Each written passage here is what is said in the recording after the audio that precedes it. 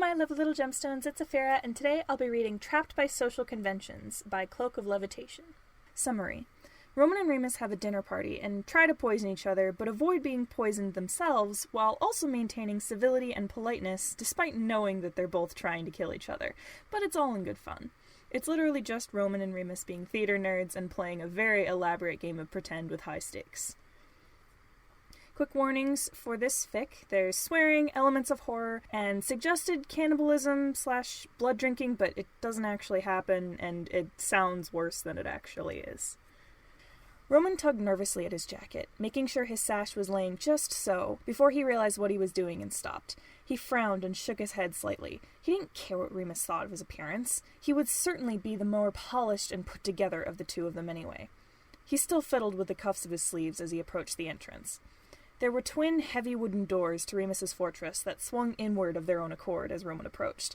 Their movement was accompanied by an unsettling creaking, and they firmly shut behind him after he crossed into the threshold of the foyer. He spared the doors a glare before wandering further inside. They were cliché, really, entirely unnecessary. The fact that the doors to his own castle worked the same way was irrelevant. They didn't make ominous sounds, and they certainly didn't swing shut like something out of a horror movie. The decor in the hallway was different from his last visit. The dust and cobwebs had been replaced by ever-present shadows and a host of doors that, to Roman's knowledge, didn't actually lead anywhere, unless Remus had changed the blueprints for his fortress, which was possible, even if not probable. There were a series of candles and sconces on the walls that flickered to life as he got closer to them. A glance back over his shoulder confirmed his suspicion. The candles extinguished themselves once he passed by. At last he reached the end of the hallway that led out into the Great Hall. He barely spared the intricately tiled floor and vaulted ceiling a glance, though, instead taking the stairs 2 at a time on the grand staircase to the left. Another hallway and 3 entirely solid black doors with no visible handles later, he stepped into their meeting room. Remus was, predictably, already there, seated on the opposite side of the table. He stood from his chair, offering Roman a smile that was too eager to be charming, gesturing for Roman to take a seat in the only other chair at the table. Roman took a moment to appreciate Remus's chosen apparel. Just like Roman, he was wearing his normal clothing with an abnormal color scheme. Tonight, Remus had chosen sky blue, with his normally green accents swathed in yellow. It was a jarring and unwelcome change. Roman himself had traded in his white for dark navy and his red accessories for gold that matched the gold he already wore. "Thank you for having me," Roman offered into the silence, pulling out his chair and taking a seat. He smiled and smoothed down the front of his jacket. Remus sat down after Roman did. His returning smile was too wide. "It was the least I could do after the night you hosted last time." Roman hummed conversationally. "You really have outdone yourself. I was impressed, as always, by how cohesive your fortress is." He carefully unfolded his napkin and placed it on his lap, waving a hand in a general sweeping motion. "The decor and all, I mean." "Yes, I wanted something different." The table between them looked vaguely reminiscent of the spread at the Mad Hatter's internal tea party. Without meaning to, Roman murmured the riddle the Mad Hatter often told. "Why is a raven like a writing desk?" "I haven't the slightest idea." Remus grinned far too knowingly, repeating the words the Hatter gave as the answer to the riddle, before continuing to say, "Why would you say such a thing? Are you feeling quite well? Can I offer you some tea?" Roman's returning grin was quick and sharp. "How can I refuse?" There was a teapot on the table, amidst everything else, although once Roman saw it, he couldn't stop looking at it. It was like something out of a steampunk dream, or nightmare, with 6 curved metal legs that narrowed into points at the end.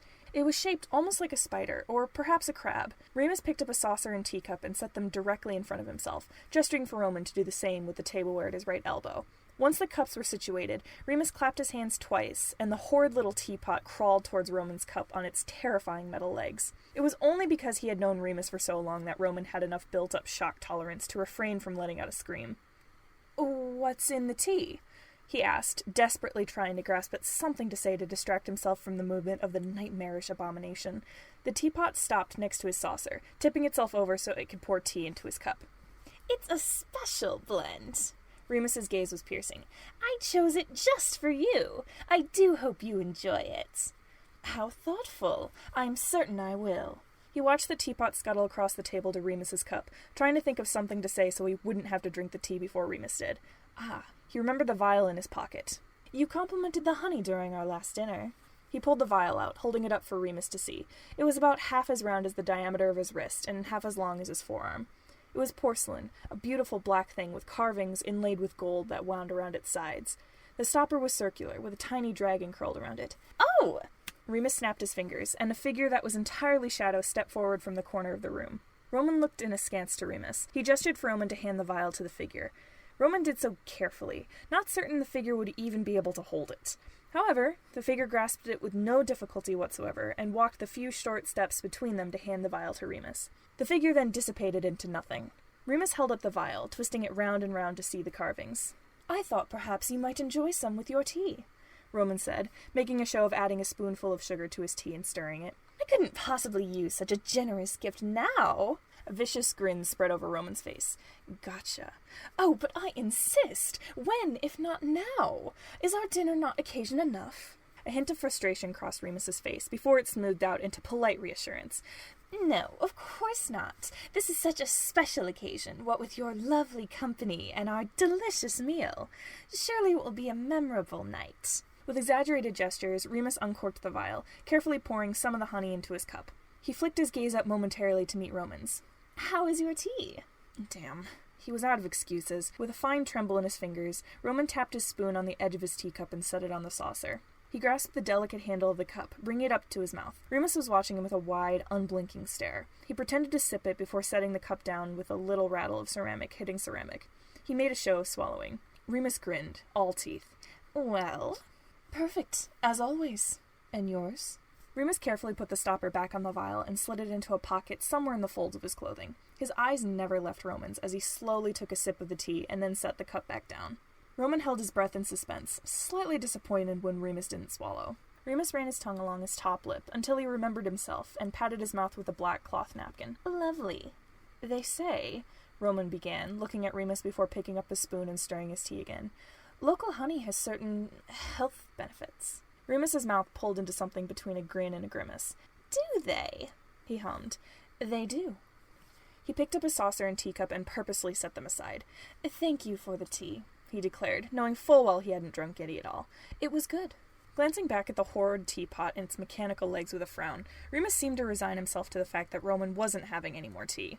He snapped again, and two shadow figures appeared to remove their tea tableware and then disappeared. Then Remus picked up a metal serving dish, polished and shiny as anything, and set it in front of himself. He removed the serving lid with a flourish. Steam rose into the air, along with the smell of rosemary and cooked meat. Roman craned his neck, trying to look inside, but the walls of the dish were high, and with the expansive table between them, he couldn't see any distinguishable details. He asked somewhat nervously, "What have you prepared?" Remus looked up and met his gaze. He pursed his lips and a slow, sly grin spread across his face. "You have such a refined palate. I'll let you discern for yourself." Roman started to protest, but Remus insisted. "I look forward to seeing your fine taste in action." And so that was that.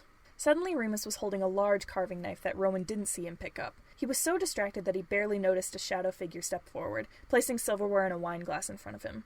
When Remus had a wine glass placed next to him, he paused in carving the meat for a moment to tell Roman, "I would ask your preference, but seeing as you don't know yet what you'll be drinking it with, I've taken the liberty of selecting our drink." He started to carve the meat again, adding, "I'm sure you'll enjoy it." A shadow figure stepped forward to pour something into Remus's glass. It was then that Roman noticed both the wine glasses and the decanter that the shadow figure was pouring from were made of black glass, obscuring the color of whatever was being poured. After a moment, the shadow figure came to pour Roman's glass and then disappeared. "Don't wait on my account." Remus was carefully plating their food. "Drink up." Roman raised his wine glass. He turned it in his hand, but between the black glass and the intimate lighting of the room, he couldn't make out anything beyond the fact that it appeared a deep maroon. A red wine. Or so he hoped, anyways. He brought the rim beneath his nose, painfully aware of Remus's expectant gaze. It smelled of iron and copper. Finally, Remus was done plating the food. Instead of drinking, Roman held his glass out. "A toast," he proposed, "to my hospitable host." Anger flashed in Remus's eyes, there and gone again before Roman could blink. He raised his glass, giving a nod. They both slowly brought their glasses to their mouths, watching each other intently. They drank together, that is to say, not at all. Roman kept his mouth closed and wiped the residue on his lips away with his napkin. "Thoughts?" "Excellent." Roman let his smile turn sharp. "Shall we see how it pairs with our—" "Oh, yes, our roasted—" Remus caught himself and laughed, shaking his head. "Naughty, naughty. I nearly gave away the surprise, didn't I?" He snapped his fingers and a shadow figure appeared to take one of the plates he had prepared and set it in front of Roman. Remus moved the serving dish further into the center of the table, giving him space to set his own plate in front of himself. The movement also had the added bonus of allowing Roman to better see what was inside the serving dish. There were small potatoes lining the edge and sprigs of rosemary. The meat looked well cooked, but it was the bones, shallowly steepled, not quite touching, that made Roman's blood run cold. He wondered. If the meat were removed, if the bones would reveal a human ribcage, albeit minus the sternum. It certainly looked that way with the meat still on. There was a cough, small and civil and pointed. Roman blinked, realizing Remus was waiting for him to eat. He noticed Remus's own plate remained untouched. Roman blurted out, "It's Lent." It was, in fact, not Lent. Remus scowled. Catholicism. I'm terribly sorry. He was, in fact, not sorry at all. It can't be helped, I suppose. Remus snapped his fingers. Oh, don't abstain on my account. Please, enjoy your lovely roasted... Remus waved a dismissive hand and allowed the shadow figure to remove their plates. Another time, he reassured. Shrewdly, he reminded Roman, Lent does not last all year. In truth, it sounded more like a warning than a reminder. A shiver went down Roman's spine at the thought of revisiting the surprise meat. Another time, he agreed, because there was nothing else to say. Well, Remus sat back in his chair and waved a hand at the assorted plates and dishes, each holding a different food, spread across the entirety of the table. I hope you will enjoy the fruit. After a moment's deliberation, Roman made a selection from a nearby platter. There was something resembling a pineapple, although the colors were all wrong, and the little spikes seemed far too sharp. Several pitted mauve-colored fruits of some kind were littered around the edges, surrounding the larger fruits. There was a cylindrical striped something that looked vaguely familiar, but unsettling for an unnameable reason, and Roman didn't dare to touch it. A bright blue melon sat directly in the center. The pear he picked was yellow and smooth, perhaps too yellow and smooth, but it looked the safest option of everything. Across the table, Remus was spooning a hot amber-colored soup into 2 bowls. He looked up long enough to see Roman holding the pear. They say pears are good for you. So they do. He took a bite out of the pear. It was good. Sweet, firm, juicy. Those fruits came from my garden. Roman stopped chewing. I've been doing some experimentation with the plants. Remus took a napkin and carefully wiped around the edges of the bowls, cleaning any wayward drips of soup. It took some time and effort, but I finally achieved the outcome I wanted. Discreetly, Roman picked up his napkin and spat his bite of pear into it. He laid the napkin aside, hoping it would somehow escape Remus's notice amongst all the other things on the table. He looked warily at the rest of the pear in his hand and hoarsely asked, What outcome is that? Remus's gaze snapped to him, perhaps because of his voice. Roman cleared his throat. He reached for his glass, then remembered the unknown liquid inside of it. But it was too late, so he carefully brought it to his mouth, pretending to drink some. Oh, you know... Remus waved a hand dismissively. I wanted to alter the taste. Anything will go down easier if it's sweet. A cough clawed its way out of Roman's mouth. He forced himself not to reach for his glass again. Remus snapped his fingers, and a shadow figure stepped forward, holding the decanter that had been used to fill their glasses earlier. Roman quickly put a hand over his glass, not wanting it to be found out that he had actually not drunken any. The figure paused, then walked around the table to fill Remus's glass. Remus made no mention of the incident, besides giving Roman a look so perceptive he might have been able to see into his soul. 2 additional shadow figures appeared, clearing away the remains of Roman's pear along with the serving spoon and napkin Remus had used for the soup. The figure with the decanter disappeared, and one of the remaining figures took one of the bowls Remus had prepared and brought it in front of Roman. Then, in sync, the figures summoned spoons and napkins, setting the former on the saucer the soup bowl sat on, and the latter on the table. This smells delicious, Roman complimented Remus. I can only hope it tastes as good.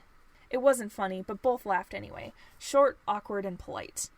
They unfolded their napkins and picked up their spoons, darting glances between each other and their soup, as if to see who would be the first to break. They brought their spoons to their mouths at the same time. When Remus finally looked away, Roman pulled the spoon from his mouth, having not actually ate any of the soup at all. He noted that Remus seemed to have not eaten any either.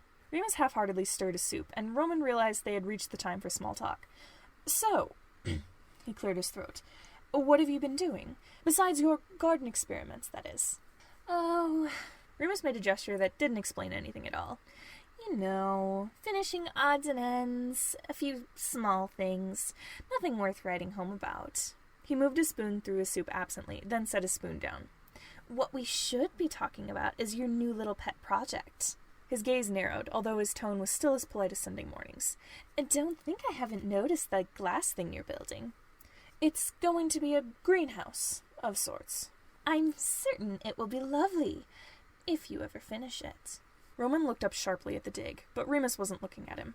"Logan mentioned Babylonian hanging gardens a while back." He explained where the idea came from. "I'm having the slightest bit of difficulty getting mine to hang right. Plants and dirt are actually quite heavy, you know." "I'm sure you'll figure it out," Remus reassured in a way that sounded like patronization. "What's your newest big thing?" Roman demanded, wanting to move the conversation along so Remus wouldn't poke at something he cared about anymore. "Surely you have something up your sleeve." There was a pause, and then Roman grinned, adding sweetly, "Although it's all right if you don't. We can't all have good ideas, after all." "I'm going to build a zoo," Remus shot back hotly, before Roman watched him forcibly relax. He took a breath, and his voice was overly gracious, bordering on cloying. "I thought your villagers might enjoy having something to do. It's been quite some time since you've involved them in a quest or a ball or other some such—" He caught himself, and Roman knew he had wanted to say nonsense. "Activity," he finished with a stiff little cough. "How generous of you," Roman grit out through his teeth. "The villagers will love it." Anger boiled just beneath his skin at the implication that he was being negligent with his creations, but he forced himself to mind his manners, remembering the time and place where he was. "What animals will you have in your zoo?" Remus smiled, pleased and arrogant, as if he knew exactly how much he had gotten under Roman's skin. "Just the usual. Giant rabbits, wolf monkeys, hydra, hellhounds, maybe even a siren." Roman made a mental note to remind the villagers that Remus's half the imagination was off limits. "I have a dragon that might interest you." "Really?"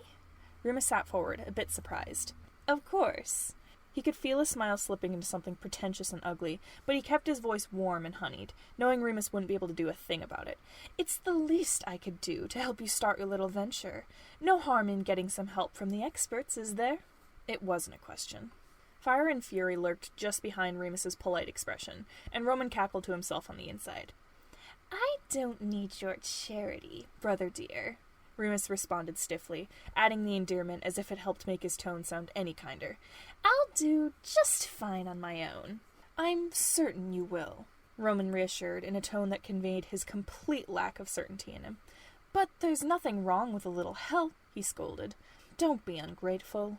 Remus's glare could have burned holes in a lesser person. "Speaking of," he declared firmly, "I would be less than a gracious host if I let you leave before dessert." Two shadow figures appeared, removing the bowls of soup and accompanying silverware. The black glasses were taken. Two small plates, etched in gold around the edges, were placed, one in front of Remus and one in front of Roman. There was a slice of something, what looked like pie, on the plate. Two mugs, clear glass except for a green ceramic handle, were also placed in front of them. Then the figures disappeared. The liquid in the mugs was a bright, vivid green, the iconic color of villains in all Disney movies. "Oh, I couldn't possibly have any," Roman protested. "After everything you've served, I couldn't." "But you must," Remus insisted, grinning because he knew he had won. "Even if it's only a drink, please. I insist." Roman sighed wearily. "All right. What are we having?" "Peach pie, apple cider." "I only have to have one?" he asked hesitantly, eyeing the artificially green cider with open distaste. "I certainly wouldn't stop you from having both, but at least one." That meant one of them was poisoned. Oh, Roman was no fool. He knew beyond whatever horrifying aesthetics Remus had crafted. Everything that had been served had also been poisoned. But if he were being given a choice now, the pie or the cider, there was only one thing poisoned in front of him. Unless Remus was breaking the rules. Again. Roman was supposed to choose his own fate. The obvious poison choice would be the cider. Not only was it Remus's color, but it was also the putrid bright shade of green specific to villains and poisons in media. It was also apple cider, and apples were what had been poisoned and given to Snow White by the evil queen.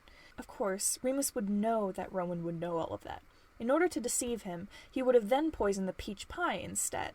But from there, Remus might have doubled back, thinking Roman would think he poisoned the pie and instead poisoned the cider. However, he might have poisoned the pie, thinking Roman would think that he poisoned the cider, knowing he would have thought to poison the pie after thinking poisoning the cider in the first place. In short, choosing the correct option was more or less a shot in the dark. "Any hints?" Roman asked, watching Remus for tells. Remus frowned, probably because Roman had broken character. They're both some of my favorites. Roman rolled his eyes, looking back at the two options in front of him. He murmured sarcastically, Thank you, Remus, for your wise words of wisdom. What would I do without you? He heard Remus chuckle.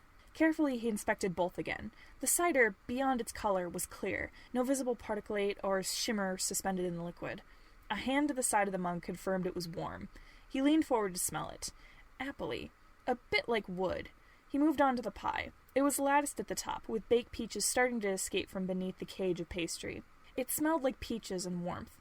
But the filling gave him pause. Any number of things could be hidden in among the chopped peaches and sugar and oozing goodness.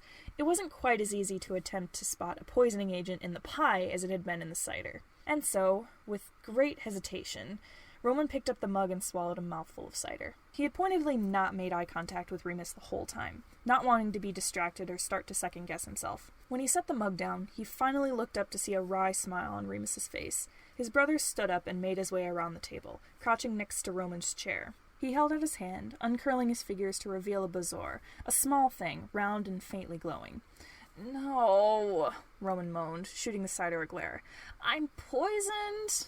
Afraid so. But I'm impressed. You did much better than I thought you would. Roman turned in his chair so he was facing Remus. What was the meat? I have to know. If you don't put this in your mouth, you won't live long enough for me to tell you. He made a face, but took the thing, settling it inside his mouth. He didn't chew it. It didn't work like that. He just held it in his mouth until it had vaporized and he could no longer feel it. Remus stood up, gesturing for Roman to follow him out of the room. It was lamb. Roman shook his head. I was sure it was human. Remus preened under Roman's praise, clearly proud of his work. Took me forever to arrange it to look like a rib cage. They walked down a twisting set of corridors that Roman had never seen before. There was a skeleton hanging from chains, and when they turned the next corner, there were a dozen peepholes at varying heights along the left wall. Remus admitted, The honey was a good touch. I wasn't expecting that. Gotta keep you on your toes, Roman quipped back with a grin. The hallway opened up to a large, high-ceilinged room, with dark marble pillars supporting a second story and balcony around the upper level. Roman recognized the doorway they were walking towards on the other side of the room. It led to the hallway that led to the front of Remus's fortress. He waved a hand, letting his uniform change back into its normal colors, looking down at the red and white with a pleased smile. When he turned to glance at Remus beside him, his clothes had also changed back. I don't think I've ever seen anything so awful as to what you were wearing, he informed Remus, only half teasing. Remus grimaced, wrinkling his nose in disgust. Black is my color. Pastels, he sneered the word, making Roman chuckle, are not for me. That's an understatement, a new voice called from above them. Both Roman and Remus stopped and took a step back, bending their knees slightly, a defensive position. Roman summoning his katana and Remus summoning his morning star. A figure dropped from the balcony in front of them, landing in a crouch before slowly standing up and offering them a lazy grin. Not afraid of little old me, are you? Roman let his katana disappear from his hands. One of these days we're going to hurt you before we realize it's you, he grumbled, more embarrassed than angry about being startled. Ha! I'd like to see you try. Remus slowly swung his morning star until the spiked end rested near the lurker's face and demanded, What do you want? Virgil pushed the weapon aside with a finger, giving him an unimpressed glare. You said we were gonna... He glanced sidelong at Roman, before flickering his gaze back to Remus and pointedly continuing. You know, the thing... What? What are you talking about? What are you doing? Roman asked without asking, looking between the two of them. Remus seemed to realize what Virgil meant and nodded slowly, before making a gesture that Roman didn't understand. Give me a sec. Roman was just leaving. What? No! Secrets are no fun unless they're told to everyone. Virgil was suddenly standing right in front of him, cloaked in shadows, pale and ghost-like, eyes dark and teeth sharper than they should have been. Are you sure, he said slowly, hauntingly, as a shiver ran down Roman's spine, that you want to know? He hesitantly shook his head no. There's a good princey. The chill in the air left and the shadows receded. Virgil hooked his arm through Roman's, and Remus quickly hooked his arm through Roman's other, and they steered him towards the exit. No fair, Roman whined, seeing that they really weren't going to tell him anything. You both suck. Virgil groaned, knowing just as well as Roman what a mistake the statement had been as Remus purred. You're damn right I do. They frog-marched him all the way to the ornate wooden doors that swung open on their own. Goodbye, Roman. Virgil said firmly, dismissing him, apparently eager to start whatever mysterious activity he and Remus had planned. Roman chose the mature option of rolling his eyes and giving him the cold shoulder. He turned to Remus. You might have won this week, but I'm still ahead overall. Dream on, Remus taunted back with a laugh. I've learned your tricks. You won't poison me again. We'll see, Roman sing-songed, before letting the silliness drop from his voice to confirm. Next week, then? I'll be at yours with bells and whistles on. Roman gave him a curious look, and Remus only smiled brightly. It gave Roman pause. Not literally, right? We'll see. Remus parroted Roman's tease, the mischief in his expression promising something peculiar and most likely grotesque. Oh, Norns. Roman needed a vacation. Virgil gave him a sarcastic little wave that Roman made a face at, still ignoring him. Later, loser, he directed towards Remus. Bye, bitch. Roman shook his head and started to walk away before quickly turning around, calling, Wait! Remus and Virgil walked back towards the doors, which hadn't closed yet, and met Roman at the doorway once more. They waited with expectant looks. I almost forgot. Roman dug around in one of his pockets before realizing he had never put it in his pockets in the first place because it didn't fit. He summoned the tin of cookies Patton had given him to give to Remus. There was a little note card that held Remus's name, tied to the top with a baby blue ribbon. Patton made these. He asked if I could bring them to you while I was here. Remus took the tin, hugging it against himself with an arm around it. Thanks. Virgil looked at the tin, then worriedly at Roman and Remus. You said Patton made those? Roman grimaced, realizing what Virgil was pointing out. Ah, right. What? Remus frowned, disgruntled at not knowing what they were talking about, and Roman couldn't help but feel like he was getting a taste of his own medicine. On second thought, you'd better not eat those. He'd be poisoned for sure. Remus pulled the tin tighter against himself, taking a half step back, as if worried they might try to take it from him. What? Why? Roman's mouth pulled into an awkward frown. How can I put this? Patton's cooking is a biohazard, Virgil cut in bluntly. He tries his best, but he literally burns water. Feels like every other day he narrowly avoids lighting the kitchen on fire. Drives me up the wall. Remus dissolved into giggles, followed quickly by Roman and even Virgil. Virgil continued to half-heartedly protest. It's really not funny. Keeps me up at night sometimes worrying about him. Remus laughed long and loud and full of life, setting Roman off every time he managed to pull himself together. A light, warm, carefree feeling pulled his head into the clouds, even as tears gathered in his eyes from laughing too hard. Enough! Enough! He cried, holding one hand to his side, nearly in stitches. Slinging an arm around Virgil's shoulders with a loud sigh, Remus's laughter subsided. He tousled Virgil's hair, unbothered when Virgil ducked out from under his arm and shot him a glare. You ready? Virgil rolled his eyes and grumbled something about, I've just been waiting on you, as he stalked off into the depths of Remus's fortress. Later, loser. Remus shot Roman's goodbye from earlier back at him. A vicious grin split Roman's face, and he was pleased to see a hint of surprise in Remus's expression as he retorted, Bye, bitch! Thank you all so much for listening. Make sure to like, comment, subscribe, and if you like what you hear and you want to read more, you can find the link to the fic and the author in the description. If you want to check out other podfics I've done, you can click on the playlist linked on the screen. See you next time!